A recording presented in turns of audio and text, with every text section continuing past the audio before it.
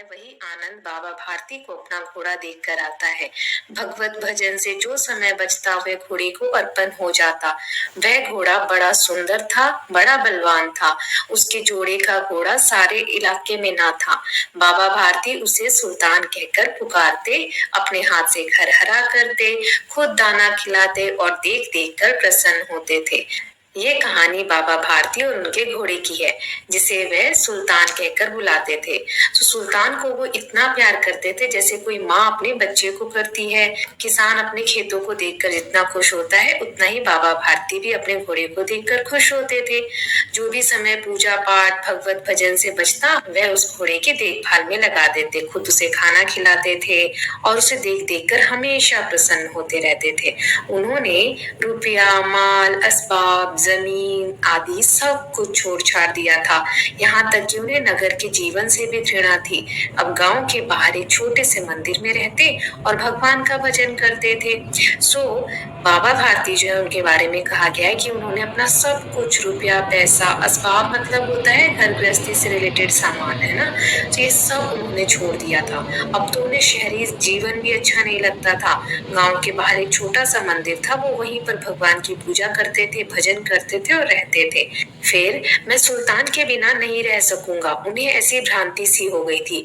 वे सुल्तान को इतना प्यार करते थे कि उन्हें लगता था कि अगर सुल्तान कहीं चला जाएगा तो वे उसके बिना रह ही नहीं पाएंगे, इतना लगाव हो गया था। फिर उसकी चाल पर लट्टू थे। कहते ऐसा चलता है जैसे मोर घटा को देखकर नाच रहा हो। जब तक संध्या समय सुल्तान पर चढ़कर 8-10 मील का चक्कर न लगा लेते, उन्हें चैन न आता। बाबा भारती को सुल्तान की चाल इतनी अच्छी लगती थी कि जब वो चलता था तो उन्हें ऐसा लगता था जैसे जब घटाएं होती हैं, बादल छाते हैं, मोर कैसे नाचते हैं, वैसा। तो उनको बहुत प्रसन्नता होती थी और शाम के समय वो 8-10 मील उस पर बैठकर चक्कर लगा लेते, तभी जाकर उनको प्रसन्नता होती थी। अब यहाँ कहा गया है, खड़क सिंह इस इलाके का प्रसिद्ध डाकू था। लोग उसका नाम सुनकर कांपते थे।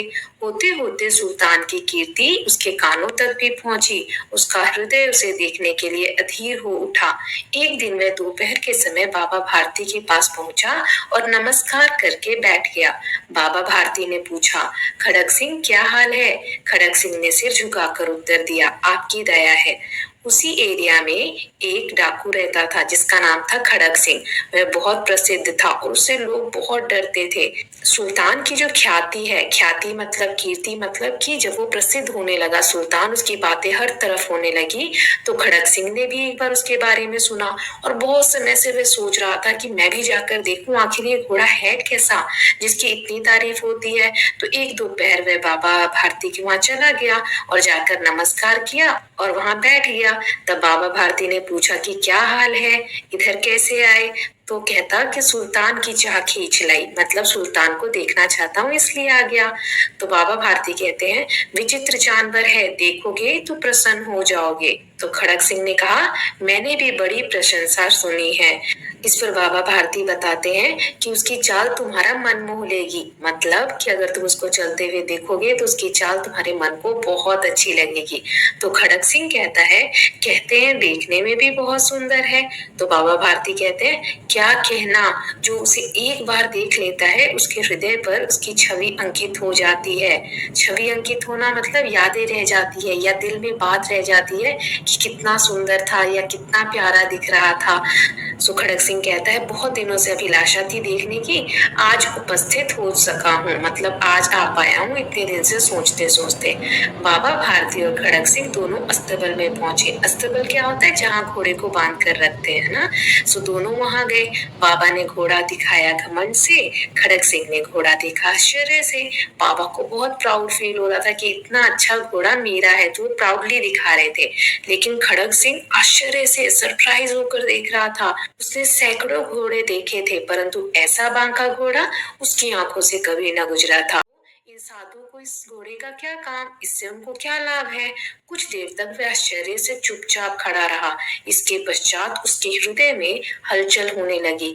बालकों सी अधीरता से बोला, अब थोड़ी देर बाद वो सोचता रहा ये सब चीजें, और उसके मन में फिर बच्चों जैसा अधीरता मतलब सब्र ना होना। तो थोड़ी देर ये सब सोचने के बाद उसके मन में यानी खड़ग सिंह के मन में बच्चों जैसी अधीरता होने लगी। उसे सब्र नहीं हो रहा था और उसने तुरंत बोला, परंतु बाबा जी इसकी चाल न देखी तो क्या देखा। मतलब बाबा को कहा कि कम से कम चाल तो दिखा दो इसकी कि कितनी अच्छी है, कैसी है, मैं भी तो देखूं। तो बाबा भारती भी आखिर मनुष्य ही थे। अपनी चीज की प्रशंसा दूसरे के मुख से सुनने के लिए उनका हृदय भी अधीर हो उठा। घोड़े को खोलकर बाहर लाए और उसकी पीठ पर हाथ फेरने लगे। एकाएक उचक्कर सवार हो गए। घोड़ा हवा से बातें करने लगा। तो फिर क्या हुआ, आखिर बाबा भारती भी हैं तो मनुष्य ही। उन्होंने सोचा कि अगर मैं इसको चला के दिखाऊंगा तो खड़ग सिंह कितनी तारीफ करेगा मेरे घोड़े की। और ऐसा कहकर वे ले आए बाहर घोड़े को और उसकी पीठ से हिलाने लगे। उसके बाद वे उस पर बैठ गए और घोड़ा हवा से बातें करने लगा। हवा से बातें करना मतलब बहुत तेज तेज दौड़ने लगा। और उसकी चाल को देखकर खड़ग सिंह के हृदय पर सांप लौट गया। हृदय पर सांप लौटना मतलब दिल में जलन होना या ईर्ष्या होना किसी चीज को लेकर। तो उसे ईर्ष्या होने लगी। वह डाकू था और जो उसे पसंद आ जाए उस पर अपना अधिकार समझता था। उसके पास बाहुबल था, आदमी थे और बेरहमी थी। जाते जाते उसने कहा, बाबा जी मैं ये घोड़ा आपके पास ना रहने दूंगा। सब खड़ग सिंह के बारे में यहाँ पर बताया है कि वह एक डाकू था, उसके पास पावर थी, है ना, और बहुत सारे लोग भी थे जिसके थ्रू कहीं पर भी हमला कर सकता था, जीत सकता था। इसी कारण उसे जो भी चीज पसंद आती थी वह उस पर अपना अधिकार समझता था। तो जब वह वहां से जाने लगा तो घोड़ा उसको इतना पसंद आया कि उसने जाते जाते बाबा को एक धमकी जैसा कह दिया कि बाबा जी मैं ये घोड़ा आपके पास नहीं रहने दूंगा, मतलब ले जाऊंगा, है ना। फिर क्या हुआ, बाबा भारती डर गए। अब उन्हें रात को नींद ना आती। सारी रात अस्तबल की रखवाली में कटने लगी। प्रति क्षण खड़ग सिंह का भय लगा रहता। परंतु कई मास बीत गए और वह ना आया। यहाँ तक कि बाबा भारती कुछ असावधान हो गए और इस भय को स्वप्न के भय की नाई मिथ्या समझने लगे। मतलब बाबा भारती खड़ग सिंह की बातें सुनकर कि वह घोड़ा ले जाएगा बहुत डर गए। उनकी तो रातों की नींद ही चली गई। पूरी रात अस्तबल के बाहर रखवाली करते कि कहीं खड़ग सिंह आके घोड़ा ना ले जाए। लेकिन बहुत मास मास मतलब महीने, बहुत महीने बीत गए लेकिन खड़ग सिंह आया ही नहीं। तो अब वो भी थोड़े लापरवाह से हो गए कि लगता है वो नहीं आएगा, ये एक बुरे सपने जैसी कोई बात थी। मिथ्या मतलब झूठी, ऐसे ही कुछ झूठ वो बोल लिया, वो आएगा नहीं। संध्या का समय था। बाबा भारती सुल्तान की पीठ पर सवार होकर घूमने जा रहे थे। इस समय उनकी आंखों में चमक थी, मुख पर प्रसन्नता। कभी घोड़े के शरीर को देखते, कभी उसके रंग को, और मन में फूले ना समाते। एक शाम ऐसे ही, संध्या मतलब शाम, एक शाम को ऐसे ही बाबा भारती सुल्तान की पीठ पर सवार होकर घूमने जा रहे थे। तो वो बहुत खुश थे और उसको देख देख कर हमेशा मन में फूले न समाते। फूले न समाना मतलब बहुत ज्यादा खुश, कंट्रोल ही नहीं था, इतने ज्यादा खुश थे वो। फिर क्या हुआ, सहसा एक ओर से आवाज आई, ओ बाबा इस कंगले की सुनते जाना। मतलब जब बाबा जा रहे थे तो उन्हें एक तरफ से आवाज आई, कोई आवाज दे रहा था कि इस कंगले को मतलब गरीब को कुछ देते जाओ। आवाज में करुणा थी। करुणा मतलब दुख या दर्द में कोई बोलता है ना, उस वक्त की आवाज।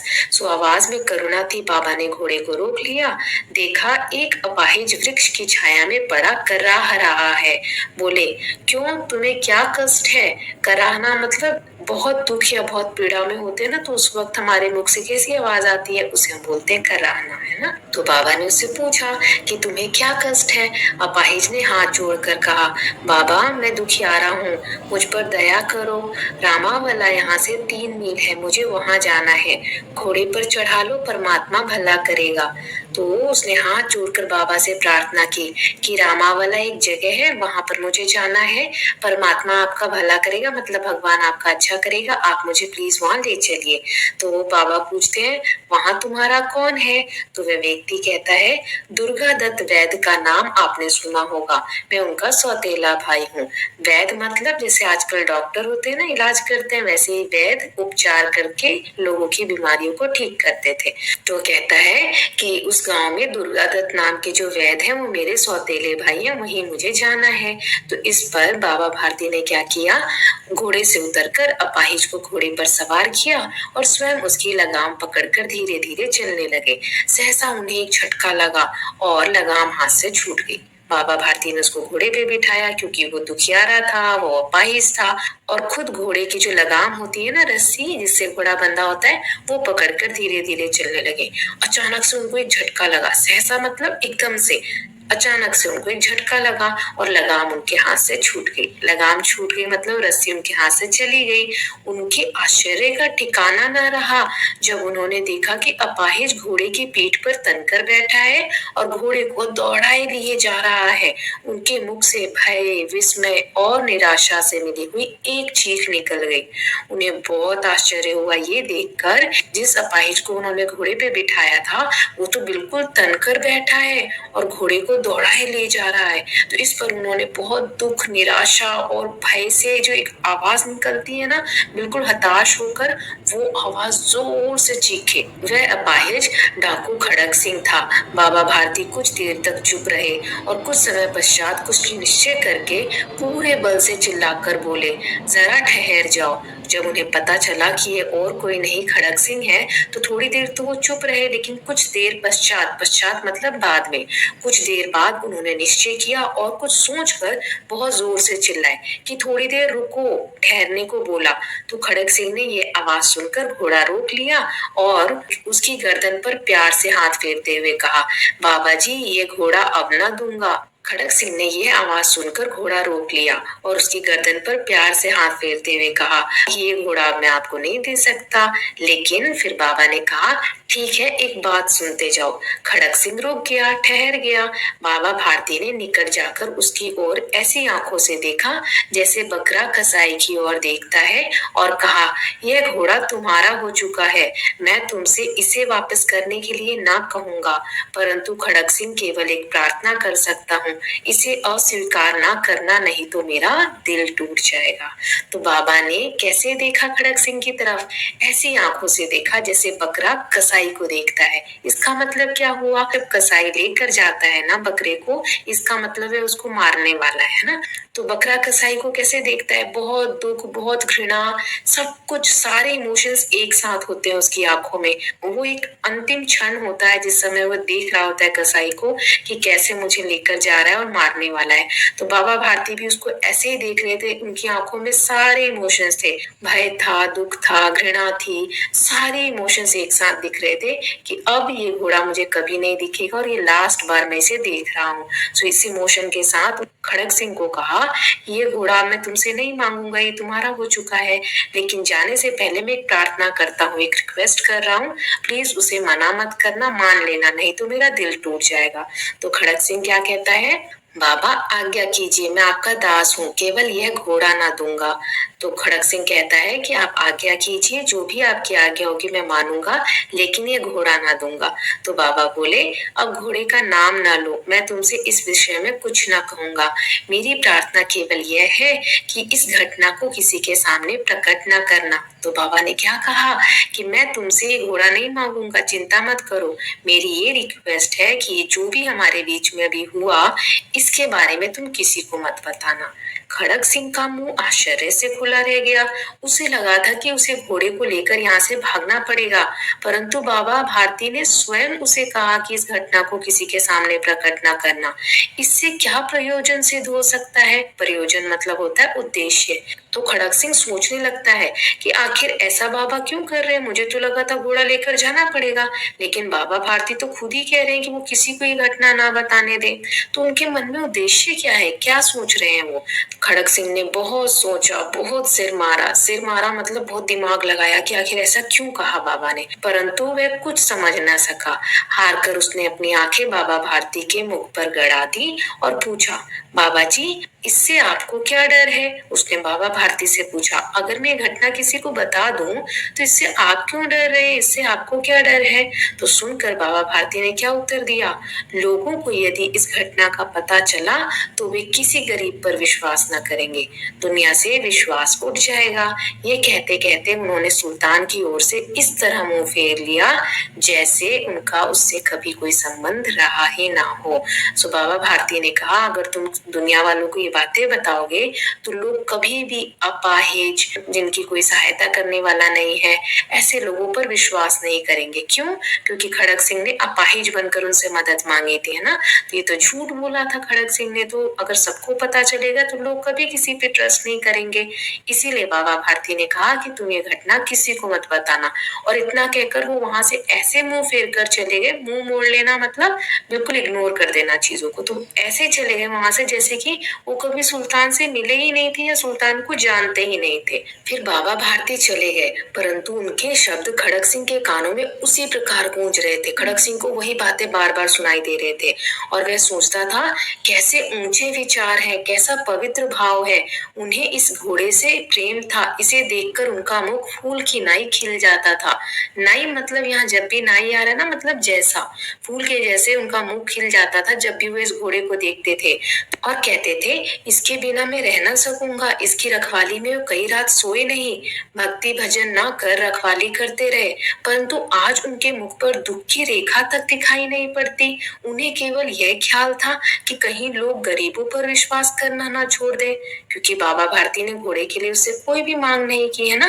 तो ये उसको बहुत आश्चर्य की बात लग रही थी। तो रात के अंधेरे में खड़ग सिंह बाबा भारती के मंदिर में पहुंचा। चारों ओर सन्नाटा था। आकाश में तारे टिमटिमा रहे थे। थोड़ी दूर पर गांव के कुत्ते भौंक रहे थे। मंदिर के अंदर कोई शब्द सुनाई न देता था। चारों तरफ सन्नाटा था। आसमान में तारे टिमटिमा रहे थे और गांव में दूर दूर कुत्ते भौंकने की आवाज आ रही थी, है ना। उसके बाद खड़ग सिंह सुल्तान की बाग पकड़े हुए, बाग पकड़ना मतलब जो लगाम रस्सी होती है ना, वो पकड़े हुए अंदर गया। वे धीरे धीरे अस्तबल के फाटक पर पहुंचा। फाटक खुला पड़ा था। अस्तबल का जो गेट था ना, फाटक मतलब गेट या दरवाजा, वो खुला पड़ा था। किसी समय वहां बाबा भारती स्वयं लाठी लेकर पहरा देते थे, परंतु उन्हें आज किसी चोरी, किसी डाके का भय न था। खड़ग सिंह ने आगे बढ़कर सुल्तान को उसके स्थान पर बांध दिया और बाहर निकलकर सावधानी से फाटक बंद कर दिया। इस समय उसकी आंखों में पश्चाताप के आंसू थे। खड़ग सिंह ने देखा कि अस्तबल का दरवाजा खुला हुआ है और उसी अस्तबल के दरवाजे पे जब सुल्तान वहां रहता था तो बाबा भारती दिन रात पहरा दिया करते थे, है ना, ताकि कोई सुल्तान को नुकसान ना पहुंचाए या कोई उसको चुरा कर न ले जाए। लेकिन अब उनको किसी भी चीज के खोने का भय ही नहीं था, क्योंकि उनके पास सुल्तान ही नहीं था। तो खड़ग सिंह ने अंदर जाकर घोड़े को बांधा और वो वहां से बाहर निकल आया। जब वह बाहर निकला फाटक से और बंद कर दिया फाटक को, तो उसकी आंखों में पश्चाताप के आंसू थे। पश्चाताप मतलब पछतावा कि आखिर मैंने ऐसा क्यों किया, इतने भले इंसान को दुख क्यों पहुंचाया, है ना। फिर क्या हुआ? रात्रि का तीसरा पहर बीत चुका था। चौथा पहर आरंभ होते ही बाबा भारती ने अपनी कुटिया से बाहर निकल ठंडे जल से स्नान किया। उसके पश्चात इस प्रकार जैसे कोई स्वप्न में चल रहा हो, उनके पांव अस्तबल की ओर बढ़े। फिर क्या हुआ? रात्रि का तीसरा पहर मतलब रात को 4 पार्ट्स में डिवाइड कर दो तो 3 पार्ट बीत चुके थे। चौथा मतलब जो एकदम भोर का समय होता है ना, 4 बजे के बाद का समय, तो उस समय बाबा उठे, उन्होंने ठंडे ठंडे पानी से स्नान किया। फिर जैसे कोई सपने में चल रहा हो ना, वैसे खुद ब खुद उनके पैर किस तरफ जाने लगे? अस्तबल की तरफ। परंतु फाटक पर पहुंचकर उनको उनकी भूल प्रतीत हुई। उनको याद आया कि अरे इधर क्यों जा रहा हूँ, घोड़ा तो अब है ही नहीं। साथ ही घोर निराशा ने पांव को मन भर का भारी बना दिया। वे वहीं रुक गए। मन भर क्या है यहाँ पर लिखा हुआ? मतलब 40 किलो का जो वजन होता है ना, उसको एक मन बोलते हैं। एक मन यानी 40 किलो, ठीक है। तो ये एक बोले में आता है, ऐसे मुहावरा बोलते हैं, एक मन भारी, के पैरों को इतना भारी बना दिया। तो वो वहीं रुक गए। लेकिन खड़ग सिंह ने घोड़े को अंदर बांध दिया था। तो घोड़े ने अपने स्वामी के पांव की चाप को पहचान लिया और जोर से हिनहिनाया। जैसे ही घोड़े ने अपने मालिक के पैरों की आवाज सुनी, वो बहुत जोर से हिनहिनाने लगना। हिनहिनाना मतलब घोड़ा जब आवाज निकालता है तो हम यही बोलते हैं कि घोड़ा हिनहिना रहा है। अब बाबा भारती आश्चर्य और प्रसन्नता से दौड़ते हुए अंदर घुसे और अपने घोड़े के गले से लिपटकर इस प्रकार रोने लगे मानो कोई पिता बहुत दिन से बिछड़े पुत्र से मिल रहा हो। बार बार उसकी पीठ पर हाथ फेरते, बार बार उसके मुंह पर थपकियां देते और कहते थे अब कोई गरीबों की सहायता से मुंह ना मोड़ेगा। बाबा इतने खुश हुए अपने घोड़े को देखकर कि उनके आश्चर्य का ठिकाना ना था, खुशी का ठिकाना ना था।